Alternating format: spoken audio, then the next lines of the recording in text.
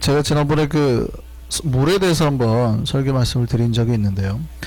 우리 성경을 읽다가 유대인들의 사고나 이해하려면, 특히 물에 관계된 거 이해하려면 그들의 좀 풍습이나 관습을 알아야 됩니다. 그러니까 우리가 생각하는 물과 성경에서 말하는 물의 개념은 굉장히 큰 차이가 있습니다. 그러니까 우리는 그냥 물 하면 맛있어 좋은 거, 그런 개념이에요. 그래서 때로는 물이 좋을 수도 있지만 나쁠 수도 있잖아요. 그렇죠. 물 피해를 한국은 꽤 많이 보기 때문에, 장마철이 있고 그러니까 막 습기 차고 곰팡이 나고 물 피해를 꽤 많이 보기 때문에 한국은 물에 대해서 좋고 나쁘고가 거의 균일하게 있죠. 근데 유대인들에게 물의 개념은 어떨까요? 없으면 안 되는 존재예요. 이거는 금보다도 더 귀한 개념이에요. 그러니까 성경에서 물에 대해서 말을 할 때는 정말 귀하고 생명을 연장해주는 소중한 것, 이런 개념인 겁니다. 그래서 우리나라 사람들에게는 뭐가 제일 중요하냐고 보면 순서를 보면 알아요. 한국 사람들이 옛날에 뭐가 제일 중요했어요? 조선 양반님네들이 식주였죠. 뭐가 제일 중요했어요? 의가 뭐예요? 옷이잖아요. 입는 게 형식, 차려입는 것, 체면 차려, 이런 게 굉장히 중요했다고요. 근데 이 사람들에게는 먹는 것 다음에, 먹는 게 제일 중요하고요. 그 다음에 이게 의미입니다.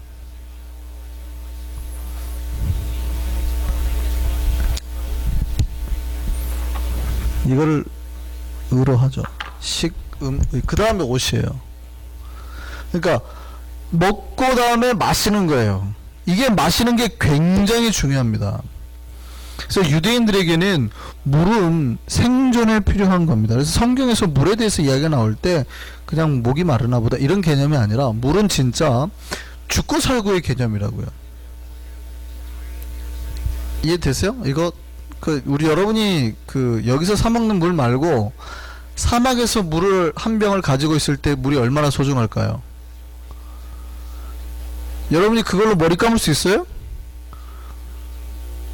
그걸로 머리 감았다가 큰일 나죠.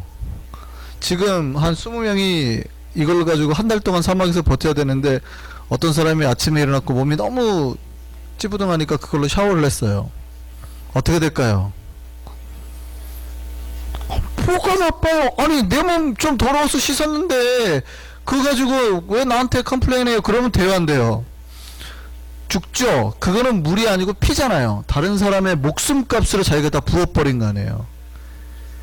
이해되시죠? 그러니까 상황에 따라서 그게 얼마나 귀하게 바뀔 수 있는 건지 아시겠죠?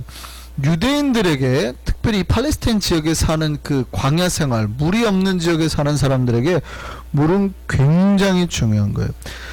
그러니까 우물을 팠는데 물이 나오면 그 사람은 뭐 하는 사람이에요? 복의 사람이에요. 하나님이 허락하지 않고서는 물이 나올 수가 없다니까요. 물이 보통 석회암지대니까 한국처럼 뭐 한 10m 파면 나오지 않아요. 70m, 80m 이렇게 파야 나온다고요. 그러니까 이거 1년 동안 파야 되는 거예요. 석회암지대니까. 근데 그걸 파는데 물이 나와요, 안 나와요? 안 나와요. 그러면 또 파야 되는 거예요. 계속, 그러니까 여러 군데를 파는 거죠. 그런데도 물이 안 나와요. 근데 팔 때마다 물이 나오는 거는, 그래서 성경에 보면은 이삭이 축복의 사람이라는 표현을 할 때 어떻게 해요? 이삭이 우물을 팔 때마다 뭐가 나와요? 물이 나왔다고요. 그게 보통 표현이 아니에요.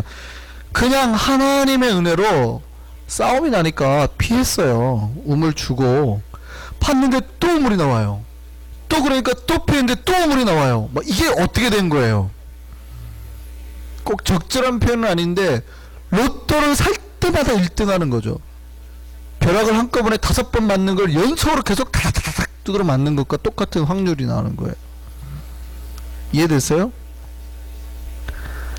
이게 복이라는 거예요. 유대인들은 팔레스타인 지역 사람들에게는 물은 복입니다. 복. 샘물이 얼마나 중요한지. 오늘 그래서 물에 대한 이야기를 합니다. 성경에서 물이 나올 때는요, 항상 축복에 대한 이야기입니다. 내가 너에게 복을 주겠다. 이렇게 할 때 말할 때 쓰이는 표현이에요. 그 성경에서는 그 축복을 준다는 말로 보통 뭐라 그래요? 내가 너에게 이른 비와 늦은 비로. 이른 비와 늦은 비가 뭐예요? 탁 맞춰주겠다는 거죠. 이게 이제 우기가 시작이 되잖아요. 우리에게 우기는 기분 나쁘죠. 장마철이니까. 근데 유대인들에게 우기는요, 비로소 농사를 지을 수 있게 되는 거예요. 그래서 9월에서 10월 사이거든요. 그래서 그 다음에 4, 5월까지예요.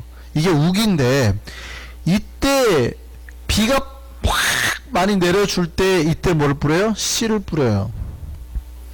이해되시죠? 이때. 그 다음에 이제 한번 곡식을 거둘 때쯤 하면 비가 확 와줘야 열매가 이제 팍 핀다고요. 이게 이른 비와 늦은 비라고요. 이게 안 오면 농사를 지을 수도 없고 물을 저장해서 쓸 수도 없고 아무것도 안 되는 거예요. 그러니까 하나님의 복이 어떻게 와요? 이른 비 늦은 비 때에 따라서 온다. 성경은 그러거든요. 또 그 우리 이제 개역개정 성경에는 이제 소낙비로 표현이 되는데요. 옛날 개역 성경에 보면은 그 장마비로 이렇게 돼 있습니다. 한국 사람들이 이걸 읽었을 때는 전혀 복이 안 되는 말이지만 유대인들이 이걸 읽었을 때는 굉장히 복이 되는 말이죠. 에스겔 34장 26절 한번 보실까요? 한번 보겠습니다. 같이 한번 읽겠습니다. 내가 그들에게 뭘 내리고? 복을 내리고 내 산 사방에 복을 내리는데 어떻게 복을 내린다고 표현하나 보세요. 때를 따라 뭘 줘요? 소낙비를 내리되 복된 소낙비를 내리리라. 원래 이게 옛날 개역 성경에는 장맛비로 되어 있다고요. 한국 사람들에게 장맛비는 좋아요, 나빠요? 굉장히 나쁜 거예요. 그래서 개역개정으로 번역되면서 이게 소낙비로 바뀐 거예요. 유대인에게 이 비는 생명수와 같은 거예요. 이해되시죠? 그러니까 지금 가장 그 중요한 물에 대한 이야기를 하면, 그 성경이 물에 대해서 나왔다 그러면 아, 복에 대한 이야기를 하려고 그러는구나, 이렇게 이해를 하시면 됩니다. 오늘 예수님이 한 여인을 찾아갔습니다. 이 여인이 뭘 찾아서 왔어요? 이야기를 잘 아시니까. 이 여인이 뭘 찾아서 왔어요? 물을 찾아서 왔어요. 그러니까 이 여인에겐 지금 물이 필요하다는 상황이에요. 그러니까 이 여인에게 물에 대한 이야기를 하십니다. 그리고 예수님은, 물론 예수님은 이 물이 무슨 의미로 말하는 거예요? 영적인 의미로 이야기를 하는 거죠. 근데 여인은 이해 못하고 자기의 육체에 필요한 물에 대해서만 이야기를 합니다. 처음에는 그래요. 예수님이 먼저 물을 한 잔 달라고 그럽니다. 물을 한 잔 주시오. 그랬더니 이 여인이 뭐라 그래요? 상정하지 마, 이런 거예요. 원래 당신네하고 우리하고는 상정하지 않잖아요. 그 얘기는 뭐냐면 난 당신과 상종하기 싫습니다, 이거예요. 말 시키지 마세요, 이런 거죠. 그때 예수님이 뭐라 그래요? 오히려 내가 물 달라고 한 누군가를 당신이 알았다면, 내가 당신에게 물 달라고 하는 누군지를 알았다면 당신이 거꾸로 나에게 물을 달라고 청했을 것이다, 이렇게 말을 하거든요. 그러니까 그 여인이 뭐라 그래요? 비웃는 거죠. 콧방귀를 낍니다. 아까 말씀드렸다시피 유대인들의 우물은 깊어요, 안 깊어요? 엄청 깊어요. 그러니까 자기 줄을 다 가지고 다니는 거예요. 그 엄청난 긴 줄을 던져서 한참 만에 끌어올려야 되는 거거든요. 굉장히 어려운 작업이에요. 근데 예수님은 그게 있어요, 없어요? 없어요. 그 얘기하는 거예요. 아니, 당신은 보니까 물기를 그릇도 없는데 이 우물이 깊은데 어디에서 물을 찾으려고요? 그게 뭐예요? 웃기지도 않은 소리 하시네. 당신 뭐 물들 그릇도 없구만. 한국 두레박 개념이 아니에요. 아주 깊은 거예요. 그러니까 큰 소리 치는 거죠, 이 여인이. 이게 우리가 이제 전도를 할 때 이런 일들이 많이 벌어집니다. 전도를 할 때 사실은 우리가 무언가 좋은 거를 주러 간 거거든요. 우리가 전도를 하러 갔을 때 사실은 우리가 좋은 걸 주러 간 거잖아요. 근데 전도받는 사람들은 어떻게 받아들여요? 저것이 와가지고 도대체 우리한테서 뭘 뺏어가려고, 얼마나 더 뺏어가려고, 뭐 이런 생각을 하는 것 같아요. 물론 그게 인간 본연에서 나오는 그 두려움이기도 하는데요. 사실은 이제 최근에 뭐 그런 일들이 또 막 있죠. 뭐 아시나요? 뭐 그것이 알고 싶다 해서 막 그 요즘에 또 때렸어요. 목사 또 때렸는데 여자 목사였는데, 물론 결국 밝혀진 거는 정규 신학을 나오지 않은, 그래서 그 여자 목사였는데, 교인들에게 하여간 돈이란 돈은 다 긁었어요. 대출 1억 이상씩 다 신용불량자 만들어 놓고 갚아주겠다 해가지고, 물론 그게 6천억 정도가 누가 투자하기로 했다고, 필리핀 장군이. 근데 그 사람까지도 가짜였죠. 그래가지고 다 교인들 걸 뺏어가지고 지금 중국으로 들어가 숨어있죠. 나왔더라고요. 그런 사람도 있으니까 할 말은 없는데, 우리가 이제 전도를 할 때 사실은 우리가 무언가 복음을 주러 가고 가장 좋은 걸 주러 가는데 사람들은 두려워해요. 지금 예수님이 이 여인을 만나가지고 진짜 복을 주려고 하는 거예요. 그런데 사람들은 여인은 어떻게 받아들여요? 저것이 날 통해서 뭘 좀 얻어먹으려고 저러나 이러죠. 근데 이 모습이 오늘날 우리 크리스찬이나 인간에게 똑같이 적용이 된다고요. 무슨 얘기인지 아시겠어요? 예수님이 우리에게 찾아오십니다. 찾아오셔서 이렇게 두드려요. 누구 집사야, 오늘 뭐가 필요하니? 내가 너에게 뭘 줄까? 이렇게 말하는데 우리가 어떻게 반응하는 줄 아세요? 예수님한테? 또 뭘 얻어먹으시려고 자꾸 나한테 뭘 바라시는 거예요 도대체? 그만 좀 바라세요. 이런다고요. 신자들이 자기가 예수님한테 뭘 얼마나 하는 것처럼, 얼마나 헌신하는 것처럼, 뭐가 필요하니? 너 목마르지? 내가 채워줄게. 이러고 예수님이 찾아와갖고 두드리면 신자들이 어떻게 반응한 줄 아세요?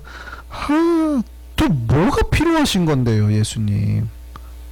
이렇게 반응을 하는 거예요. 그러니까 불신자들만 그렇게 반응하는 게 아니라 신자들이 그렇게 반응하는 거예요. 우리가 그럴까요, 안 그럴까요? 여러분 예수님 찾아왔고 예수님 여러분 두드릴 때마다 기쁘고 행복하세요? 아니면 또 뭘 하라고 자꾸 이러세요? 인간들이 뭐가 복인지를 잘 몰라요. 예수님이 한 잔 부탁하잖아요. 물을 한 잔 달라고. 그거를 예수님이 필요해서가 아니에요. 예수님이 거지가 아니잖아요. 하나님이. 그거 여러분이 한 시간 드리고 하는 것이 하나님한테 그렇게 중요하지 않아요.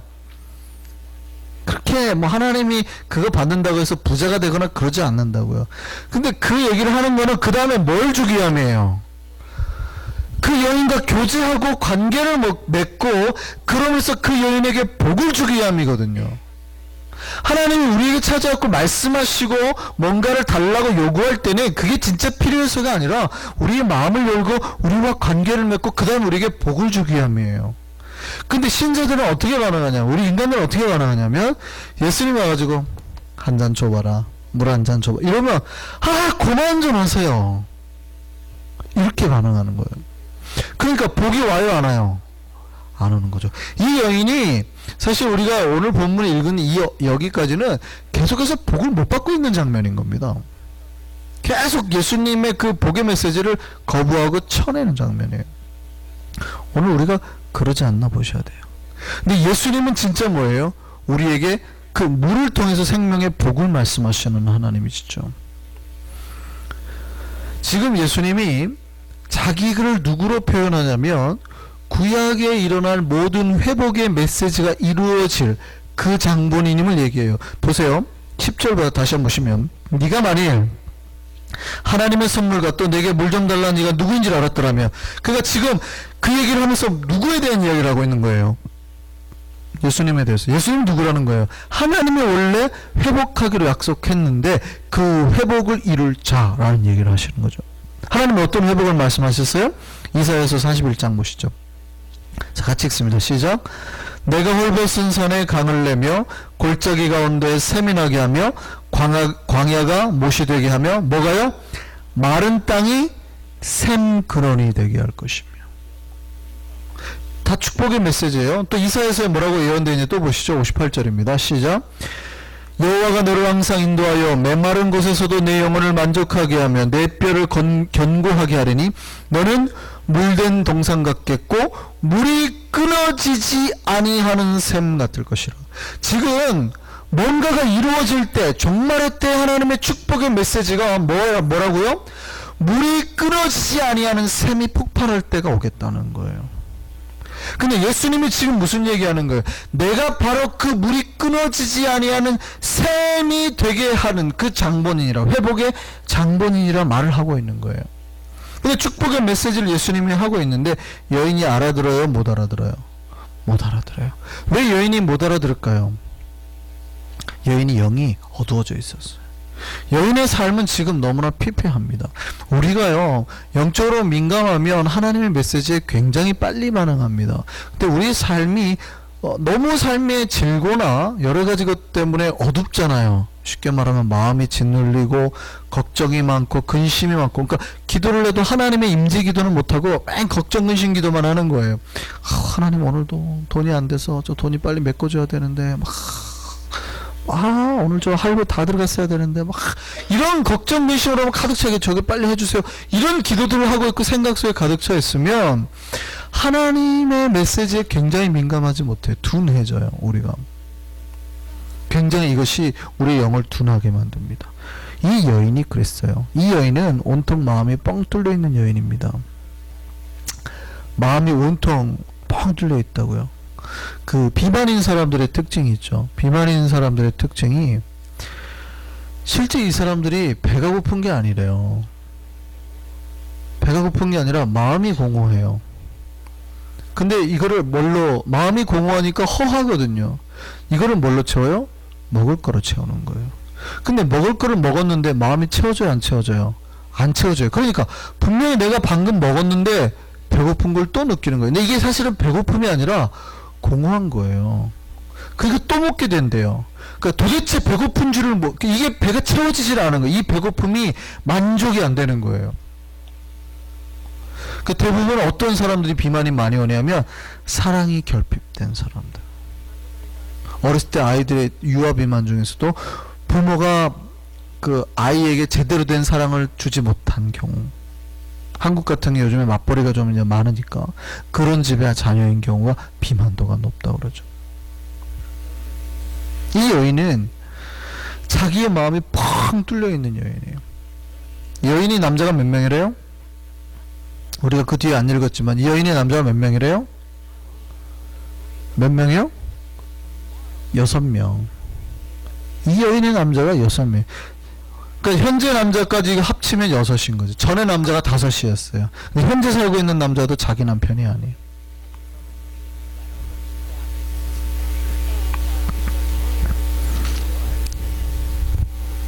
그러니까 이 유대 사회에서 남자만 6을 둔 여인이라는 이 여인의 인생이 얼마나 파란만장한지 이해되세요? 이 여인의 인생이 얼마나 파란만장한지 이해가 되세요? 지금 오늘날의 사회가 아니에요. 오늘날의 사회에서 결혼을 갖다가 6번을 했다. 우리가 비난할 수 있습니까? 물론 우리가 생각해도 좀 6번 하면 좀 심하다 생각할 수 있죠. 한번 물어보세요. 여러분 몇 번까지 허용이 될까요? 뭐 합법적인 이제 결혼과 이혼을 했을 때 몇 번까지 해야지 그래도 좀 괜찮다고 생각할 수 있을까요? 7번씩 70번? 사실은 법적으로만 따진다면은 우리 오늘날의 사회는 많이 열려 있잖아요. 굉장히 개방돼 있잖아요. 그런데도 우리가 6번을 남자를 바꿔서 만났다 그러면은 별로 안 좋게 생각하겠죠. 근데 유대 사회에서의 그런 개념은 뭘까요? 유대 사회에서는 결혼을 하지 않고서는 딴 남자를 만나면 안 돼요. 그게 가늠하는 거거든요. 이해되시죠? 그러니까 결혼의 연고가 아니고 딴 남자를 만나면 그 유대 법에 걸려요.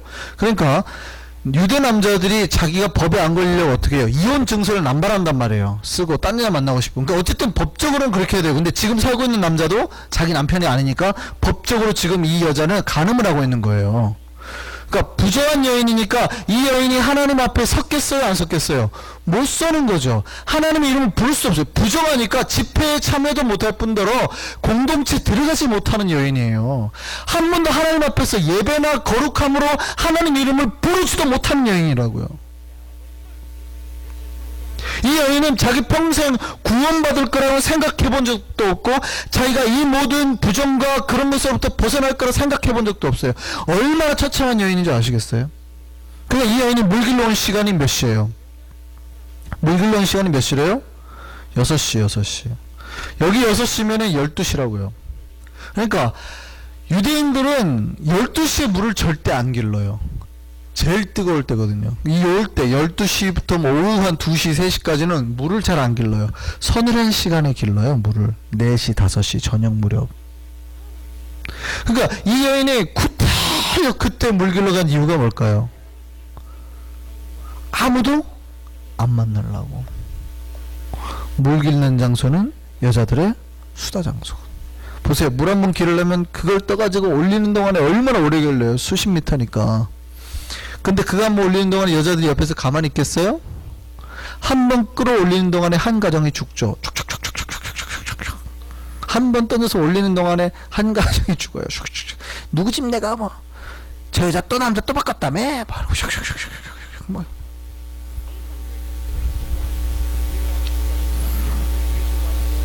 이런 여인이에요. 근데 이런 여인의 말투에서는 세상살이의 버거움과 삐딱함이 묻어나올 수밖에 없는 거죠. 얼마나 힘들 것 같아요. 그러니까 이 여인의, 그러니까 인간의 마음엔 블랙홀과 같아요. 뭐든 무얼 채워도 다 채울 수 없어요. 막 쑥쑥 빠지는 거예요. 그러니까 인간의 마음밭이 한번 메마르고 밭이 갈라지면 그 마음밭이 다시 메워지려면 얼마나 많은 물이 부어져야 될까요? 불가능한 거예요, 그게. 이해되세요? 그래서 여러분 마음밭이, 인간의 마음밭이 한번 파괴됐으면은요, 어떤 걸로도 절대 그 마음밭이 다시 촉촉해질 수는 없습니다. 왜냐하면 잠깐은 되는데 멈춰져 버리거든요. 마치 깨진 독과 같아요. 깨진 독. 독이 있는데 여기 깨진 거죠, 이렇게.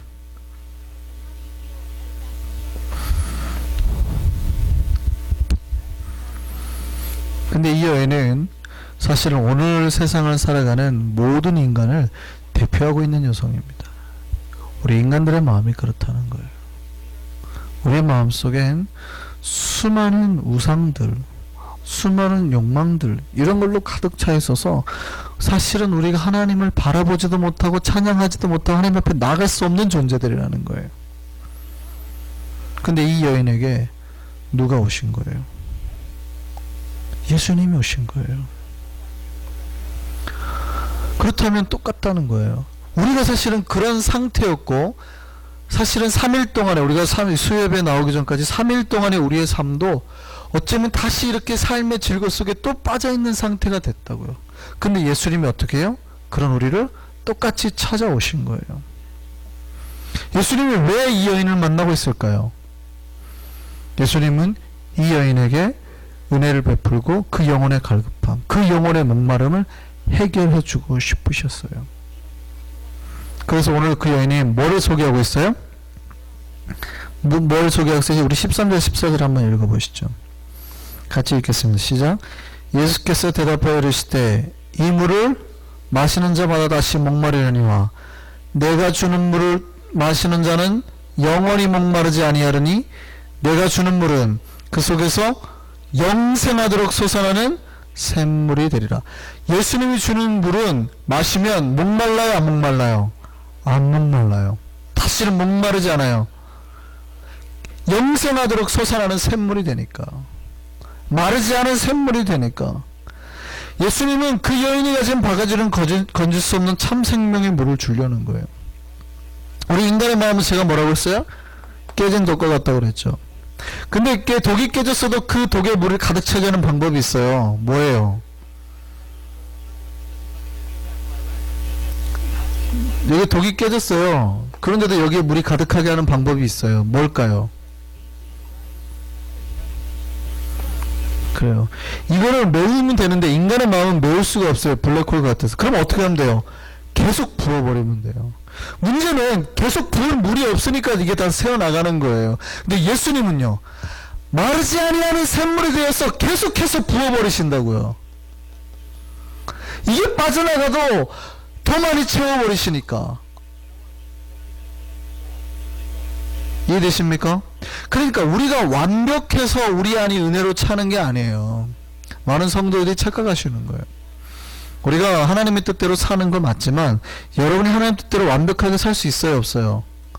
거짓말이에요. 그렇게 살 수 있다고 자부하는 사람은 하나님 앞에서 절대 거짓말하는 사람이에요. 어떤 목사도 어떤 성자도 하나님 앞에서 완전하게 사는 사람 단 한 명도 없어요. 그럼 우리가 어떻게 해야 되는 겁니까? 예수님의 끝없이 끊어지지 않을 그 은혜의 샘물을 계속해서 공급을 받는 거예요. 근데 그 공급이 끊어지면 어떻게 되는 거예요? 여기 있던 물이 계속 줄어드는 거죠. 이렇게. 이해됐어요?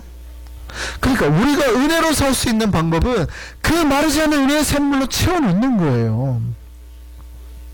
여러분 삶에 고난이 있어요. 환난이 있어요. 주님께서 어떻게 하겠다는 거예요? 그 고난 환난 안 되니까요. 근데 그 고난 환난이 비록 있지만 이 모든 걸 넘어설 만한 은혜로 갚아버리겠다는 거예요. 빠져나가도 그걸 넘어서는 은혜로 채우겠다는 거예요. 예수님이 이르려고 사마리아 여인을 찾으셨습니다. 오늘 예수님이 우리에게도 동일한 복을 주기 위해서 우리를 찾아오심을 믿으시기 바랍니다. 보세요. 제가 지난번에 설명드릴 때 이런 얘기 했어요. 예수님이 원래 사마리아 땅을 들어간다고요? 안 들어간다고요? 안 들어간다고요. 절대 유대인들은 사마리아 땅을 안 들어가요. 이게 뭐라고요? 지중해죠. 이거는요? 이게 뭐예요? 이게 사해예요. 염해. 이거는 갈릴리오스. 그럼 여기가 예루살렘 있어요. 예수님 사는 갈릴리 지역은 여기 있고 나사렛. 갈릴리 지역은 이제 가버나움이 여기 있어요. 그럼 예수님이 이 동네를 가려고 할 때 사마리아 지역이 여기란 말이에요. 여기가 지금 수가성이 있습니다. 예루살렘에서 갈릴리로 가려고 해요. 어디로 다니실까요? 요단강 동편으로 가버려요. 이렇게. 이게 유대인들이 정상적으로 다니는 통로예요. 아니면 이 요단강 지류를 따라가는 길을 선택하든지. 이게 유대인들이 다니는 통로예요. 왜냐하면 절대 이 부정한 땅에를 들어가지 않아요. 부정한 땅을 들어가면 자기가 부정해진다니까요. 그러니까 여기 사람들하고는 상종도 안 한다고. 여인이 그러잖아요. 당신 나랑 상종도 안 하잖아요. 어디서 유대 남자가 와가지고 나한테 말을 걸어? 이런다고요. 이해되세요? 근데 예수님이 기어이 어디로 가요? 이 길을 선택해서 갔다고. 이 길을. 왜요? 그 공허한 인생 사는 여인, 그 암울한 인생 사는 여인, 그 여인의 마음속에 완벽한 해결함을 주기 위해서. 그러면 똑같은 거예요. 여러분 인생 속에서 고통이 있고 슬픔이 있고 내 삶에 질고가 있어요. 근데 예수님이 이 여인에게는 가고 나에게는 안 올까요? 아니죠. 똑같이 우리에게 찾아오셔요. 왜 찾아오시냐고요. 왜? 우리를 완벽하게 은혜로 채우시려고. 고통이 내 영혼을 갉아먹지 못하도록, 삶의 고난이 나에게 궁핍함을 주지 못하도록 하기 위해서 은혜로 채우시려고, 정말 마르지 않는 샘물을 부으시려고 우리에게 오시는 거라고요. 믿으십니까? 예. 그래서 정말에 주님은 우리를 그 생명샘으로 인도시는 분이라는 말씀이 있어요. 요한계시록 한번 보시죠. 요한계시록 7장입니다. 이는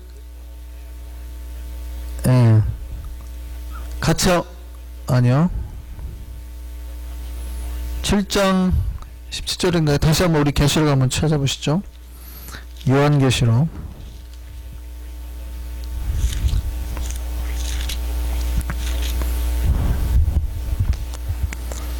7장 17절 같이 한번 읽겠습니다. 요한계시록 7장 17절 같이 한번 읽겠습니다. 시작. 이는 보좌 가운데 계신 어린 양이 그들의 목자가 되사 어디로?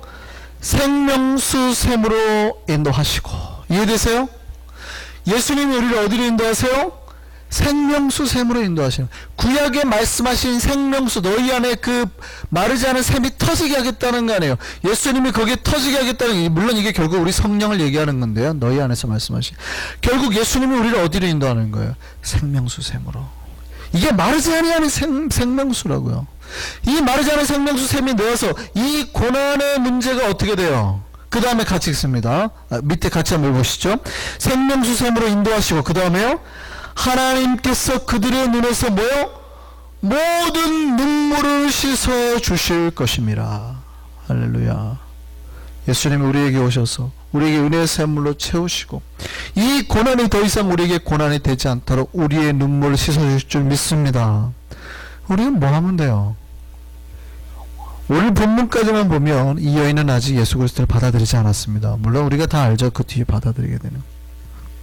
우리는 우리에게 찾아오신 예수 그리스도를 받아들이면 돼요. 많은 사람들이 예수 가서 두드리는데 안 받아들여요. 귀찮아해요.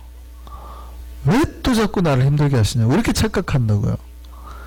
중요한 건 받아들이면 돼요. 주님이 우리에게 문을 두드릴 때 문을 열고 주님을 받아들이면 주님 주시는 생명의 물로 우리의 목마름이 해결될 줄 믿습니다.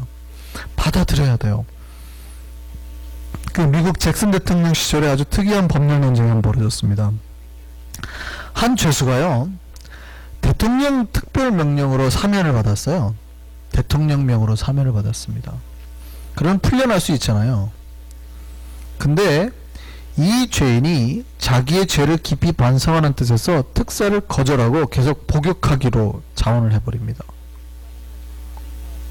이것 때문에 변호사들 간에 논쟁이 벌어졌어요. 아주 유명한 논쟁이 벌어지는데, 본인이 거절한 특사령에서 권한이 있느냐, 그러니까 이 사람이 과연 대통령의 명령을 거절할 권한이 있느냐, 이거에 대한 거예요. 감히 죄수잖아요. 죄수가 대통령 사면을 거절할 권리가 있느냐에 대한 법률적인 논쟁입니다. 여러분은 어떻게 생각하세요? 감히 죄수가 대통령령을 거절할 수 있어요, 없어요? 나가라 그러면 나가야 되잖아요? 나가라면 나가야 되죠. 근데요, 여기서 이렇게 결정이 냈어요.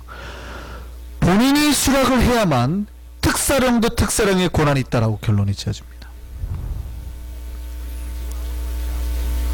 무슨 말인지 아시겠어요? 예수님 와가지고 우리에게 생명수의 숨을 부어주시는 분은 맞아요.